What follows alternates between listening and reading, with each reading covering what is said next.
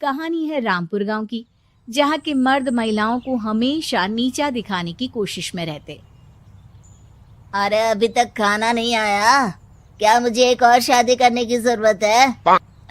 नहीं जी नहीं, ऐसा मत करना, वरना मैं कहाँ जाऊंगी। खाना लेकर मैं अभी आई जी।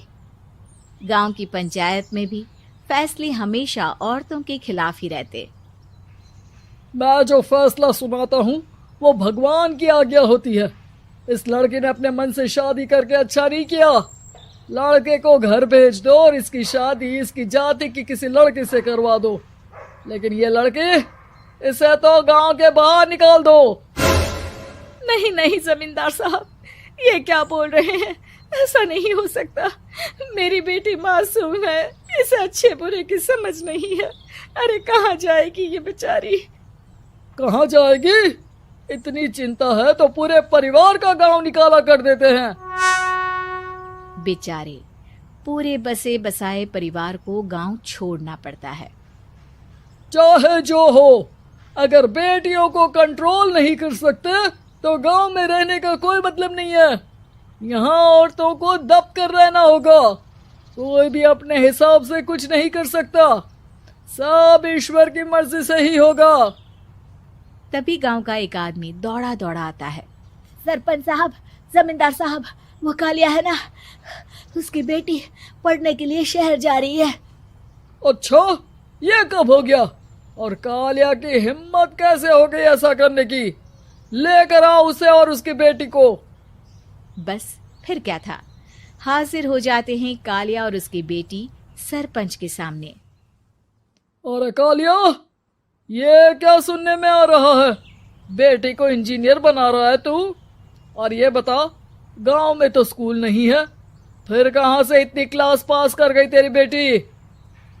राधा, जो कि कालिया की बेटी है, उसे लगता है कि सरपंच उसकी तारीफ कर रहे हैं।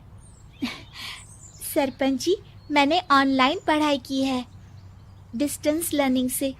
सभी में मैंने अच्छे नंबर पाए हैं, जिसे देखते हुए शहर की इंजीनियरिंग कॉलेज में मुझे स्कॉलरशिप मिली है। वाह जी वाह, क्या होती है ये?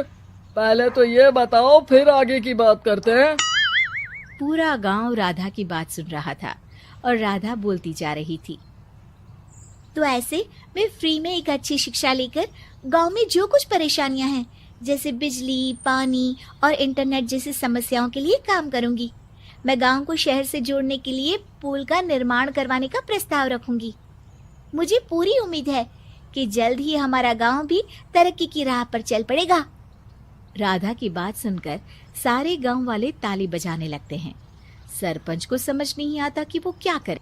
चुप रह नादान लड़की, गांव के खिलाफ जाने के लिए तुझे गांव से बेदखल कर दिया जाएगा, वो भी पूरे परिवार के साथ। और हाँ, अगर ठीक से गांव में रहना चाहती है तो ये पढ़ाई लिखाई छोड़ दे। हम तेरे लिए गांव का कोई होनहार लड़का देखेंगे। तभी गांव का एक आदमी बोल पड़ता है। अरे नहीं नहीं सरपंच जी, राधा बिटिया जो बता रही है, अगर वैसा हो जाए तो हम लोगों को पैसा कमाने के लिए बाहर नहीं जाना पड़ेगा। हाँ जी, और ना ही कोसों दूर पानी के लिए भटकना पड़ेगा। हमारे बच्चे भी अच्छी पढ़ाई कर सकेंगे और आगे बढ़ेंगे, ना कि हमारी तरह खेती करते बैठेंगे। क्यों गांव वालों, राधा बिटिया का साथ देना चाहिए ना। सरपंच देखता है कि गांव राधा के साथ है तो वो चुप हो जाता है।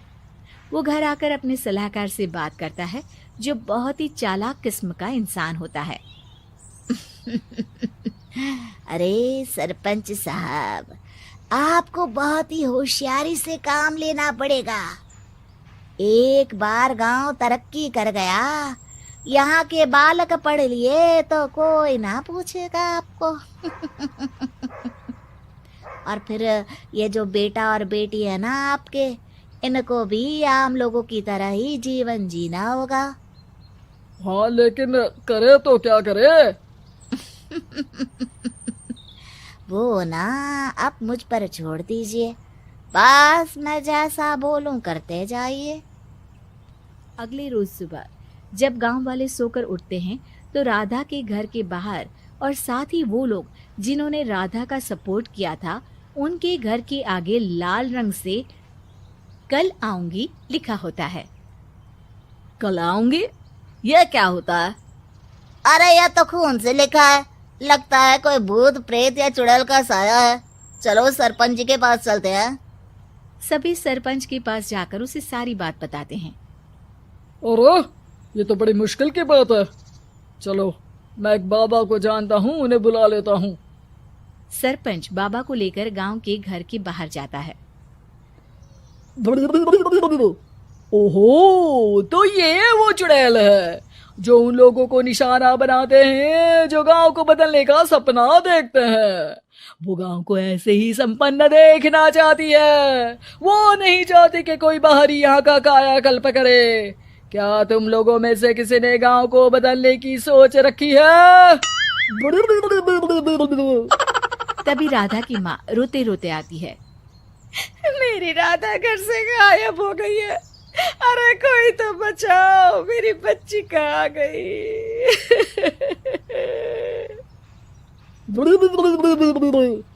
ले गई वो चुड़ैल, तेरी बच्ची को ले गई। अब वो उसे श्रापित करके छोड़ेगी, उस पर चुड़ैल का साया हो जाएगा। तभी बुरी सी हालत में राधा भी वहां आ जाती है। उसके बाल चुड़ैल की तरह फैले होते हैं और कपड़ों में खून लगा होता है। सभी राधा को देखकर डर जाते हैं। माँ, पता नहीं मुझे कौन उठा कर ले गया था। अरे दूर दूर हो जा चुड़ैल, अब हम लोग इस गांव में नहीं रुकेंगे। अरे कैसी बातें कर रहे हैं आप? कल तो आप मेरे भरोसे गांव का हुलिया बदलने, अपने बच्चों को पढ़ाने और तरक्की उन्नति की बात कर रहे थे, तो आज क्या हो गया आपको? ये फिर तुम लोगों को बहकाएगी। ये चुड़ैल गांव में आ चुकी है, ऐसे ही ये तुम्हारे घर के बच्चों को भी ले जाएगी। गांव वाले राधा को गांव से बाहर निकाल देते हैं। उसके माँ बाप रोते रहते हैं, लेकिन गांव वाले नहीं मानते।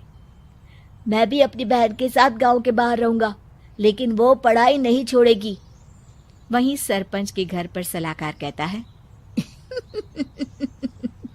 देखा, सांप भी मर गया और लाठी भी नहीं टूटी। लेकिन अगले ही दिन सरपंच के घर के बाहर भी वही शब्द लिखे होते हैं। और फिर सरपंच की बीवी कहती है, हमारी बेटी को किसी ने अगवा कर लिया है।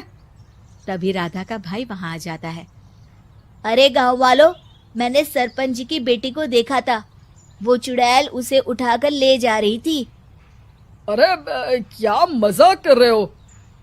नहीं नहीं सरपंच जी, आप नहीं जानते।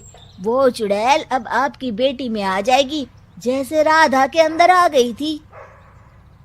तभी सरपंच की बेटी वैसी ही हालत में वहां आती है जैसे राधा आई थी। पापा, पता नहीं कैसे मैं गायब हो गई थी। चुड़ैल, इसके अंदर भी चुड़ैल का साया है, मारो इसे। अरे नहीं नहीं, इसे भी राधा के पास गांव के बाहर ही भेज दो। अरे चुप रहो, मेरी बेटी कहीं नहीं जाएगी और चुड़ैल वुड़ैल कुछ नहीं होता है। अरे कैसे बात कर रहे हो सरपंच जी?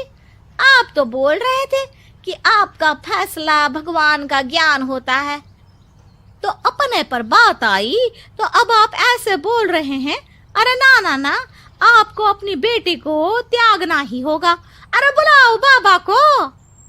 राधा का भाई बाबा को ले आता है, जिसे अब गांव वालों के डर के कारण सच बोलना पड़ता है। मैं कोई बाबा नहीं हूँ, मैं तो मोची था। ये सलाहकार महोदय ने मुझे कहा था एक्टिंग करने को। अब वो मुझे पैसे देने वाले हैं। अब मुझे माफ कर दो। गलती हो गई, मुझे माफ कर दो। तभी वहां राधा आ जाती है। देखा सरपंच जी, जब गांव के बच्चे साक्षर होंगे तो आप जैसे लोगों की चालाकी नहीं चलेगी।